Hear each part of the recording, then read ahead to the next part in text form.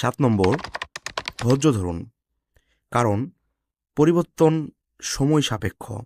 তাই ধৈর্যশীল হয়ে ধীরে ধীরে নিজেকে উন্নত করুন। ছোট ছোট অর্জনগুলো উপার্জন করুন। নিজেকে পরিবর্তন করার জন্য প্রথম পদক্ষেপ হলো নিজের প্রতি বিশ্বাস। 8 নম্বর, নিজেকে ক্ষমা করতে শিখুন। অতীতের ভুলগুলো নিয়ে নিজেকে দোষারোপ না করে সামনের দিকে এগিয়ে চলুন। নতুন করে শুরু করার মানসিকতা সৃষ্টি করুন। এখন 9 নম্বর, যা আপনাদের ভিডিওর শেষ অংশ। একটি রুটিন তৈরি করুন এবং তা মেনে চলুন। সময়মতো কাজ শেষ করার অভ্যাস করুন। আর এই উপরের বিষয়গুলো যদি আপনি মেনে চলেন, তাহলে দেখবেন আপনি নিজেই অনেক পরিবর্তন হয়ে গেছেন। সবাই ভালো থাকবেন, সুস্থ থাকবেন।